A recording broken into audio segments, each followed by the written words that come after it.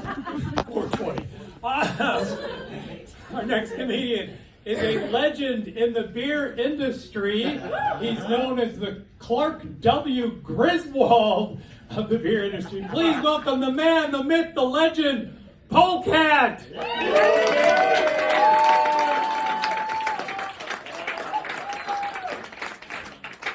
Well, all right. How you guys doing? Boy, it's tough to go up after all those guys. Let's give them a hand. That was incredible.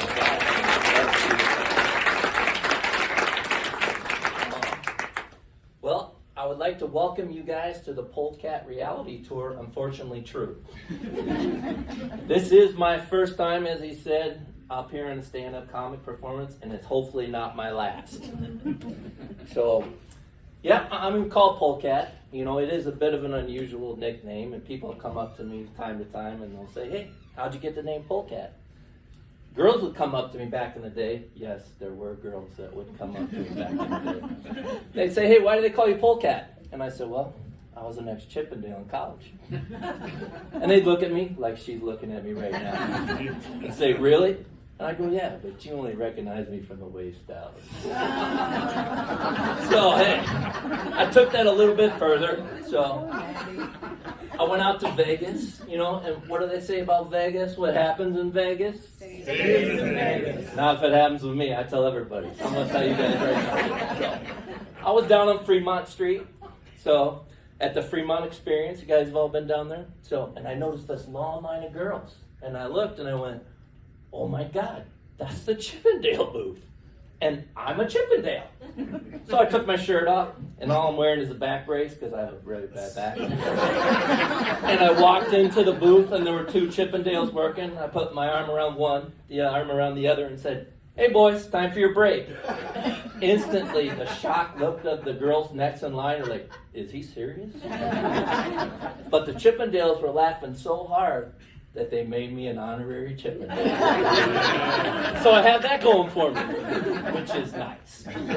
So if you're ever in Vegas, you can come see my show, Thunder Down Under. I'll be the one in the middle with a back brace and a smile. And I heard, just a rumor, that it's between me and Channing Tatum for Magic Mike 4. I think I got this one in the back. Well, you know, I have a daughter.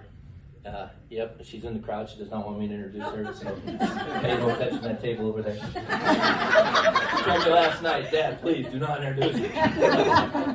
So anyway, so I'm not introducing you, Maddie. But I do have a daughter, and she did come up to me and she goes, "You know, Dad, you're from the 1900s. And I said, 1900s? That makes me sound old. She goes, "Well, what was it like in your day, you know, dating and stuff?" And I said, "Well, Maddie, in my day, there was no Tinder, there's no Bumble, there were no cell phones.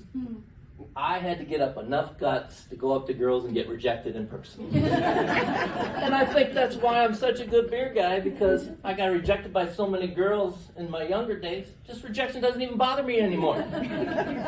But let me see if I can take you guys back. So picture this.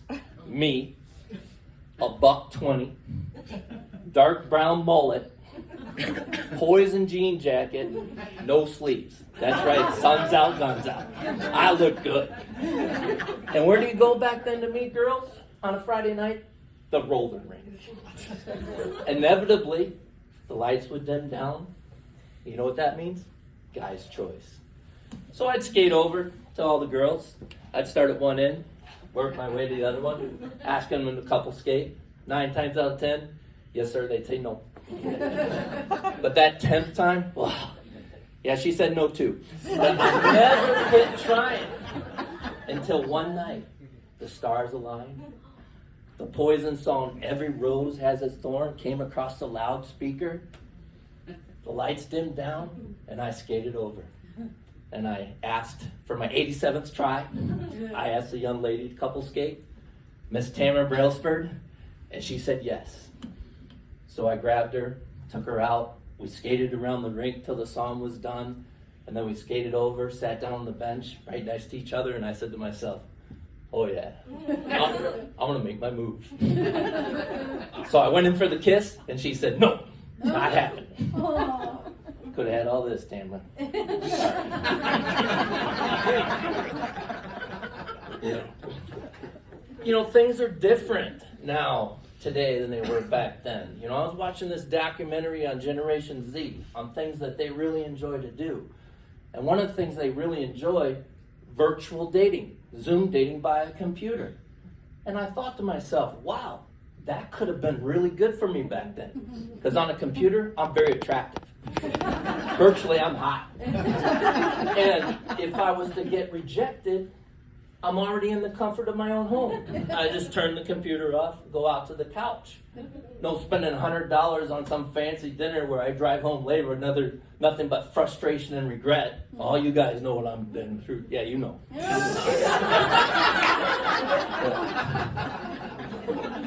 The other thing that Generation Z likes to do, Zoom dating, speed dating. Has anyone done speed dating in here? Does anybody know what it is? Anybody? Well, I'd like to, counsel you not to do it, but I'm going to tell you my speed dating story, unfortunately true. So, show up to the hotel. There's 20 tables, 20 girls. You sit down a little bit with each one, tell them a little bit about yourself. You grab your little card, you go over to the lady, you hand it to her. She does her thing, and she went, And I went, what? She goes, 0 for 20. I said, really? Not one taker? And she's like, yeah, 0 for 20, but you can come back next week for free. And I'm like, all right, I'll try again. So I'm driving home, my cell phone rings, my best friend. He goes, hey, Pohlcat, how's speed dating go? I go, 0 for 20, but I get to come back next week for free. Now I could tell he wanted to say something else, but being the loving, supporting best friend that he is, he goes, oh no, Pohlcat, I think that'll work out. Boy, was he wrong. So I go back. First, before then, I get a brand new pair of jeans. I get a haircut, brand new sports jacket. I'm ready. Go into the same hotel, same 20 tables, 20 different girls, do the same thing, take my card up to the same lady now. And she goes, And I go, what? She goes, 0 for 20. I said, no, look at this face. It's 0 for 40. And I said, let me guess what? I can come back next week for free? I'm never coming back. But here's the worst part about it, is I now have an ongoing credit still today with Speed Dating USA. So every now and then, they would call me up and they'd say, hey, we got an opening for speed dating. Why don't you come on down? And I would tell them that story, and they'd go, oh, a second thought, we just filled up. And that's not worse. My best friend went to his wife and said, hey, can I take my ring off and go to speed dating? There's no way Pohlcat's this bad. I got to see it in person. His wife wouldn't let him do it. But then I got another friend. He calls up, great friend. He goes, hey, Pohlcat, will you do speed dating with me? And I'm like, you know how I feel about speed dating. And he goes, well, I know that. He goes, but I just want you to go in front of me so that when you get up, I can sit down and go, hey, that real loser's in here, huh? Yeah, real nice.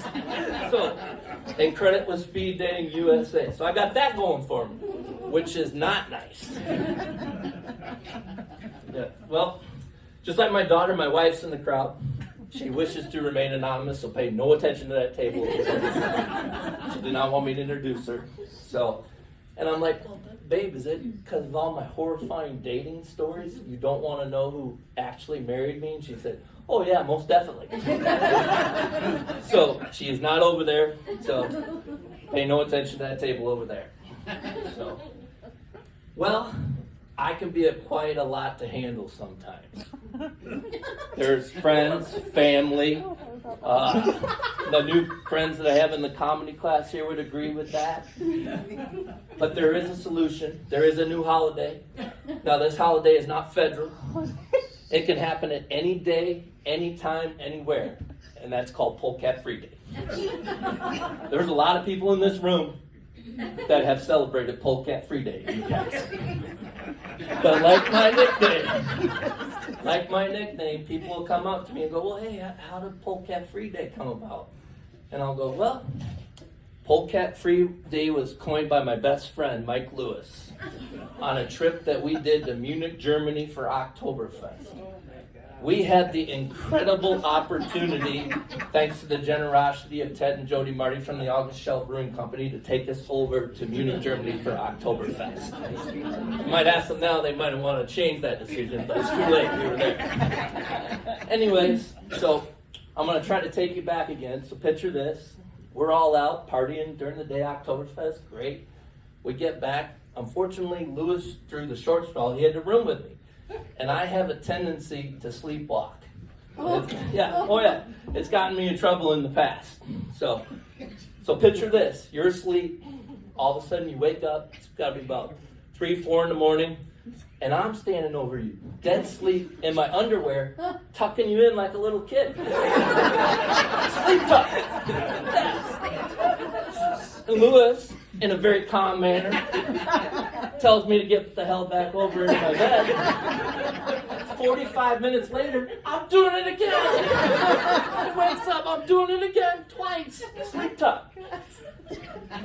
Wake up in the morning, he's already dressed. He comes over to me and goes, Pohlcat, I love you like a brother, but today is Pohlcat free day. If I see you anytime before noon, I'm going to punch you in the face. True story. That's how Pohlcat Day Free Day came about. Well, I just want to say thank you so much to all of you that came out to support this dream of mine. I've always wanted to do this. And I can tell you, always chase your dreams. And never give up, no matter how much rejection you might face. And let's face it, I've faced a lot of rejection, especially from the opposite sex. I think you guys all know that now, but I'm married, so it's good. But I want to leave you with this. My daughter, she bought me a dad joke button, and we pushed it. My wife and I are listening to the jokes, and one of those jokes has now become one of her favorites, and I thought it was appropriate to leave it with you guys today. And the joke goes like this. Well, my wife's friends are constantly coming up to her and asking, hey, Pohlcat, or is Pohlcat the only one you ever been with? The only one? And she'll smile and say, well, yes, the rest have been 9s and 10s. Thank you guys, I'm Pohlcat. Keep trying. Appreciate it.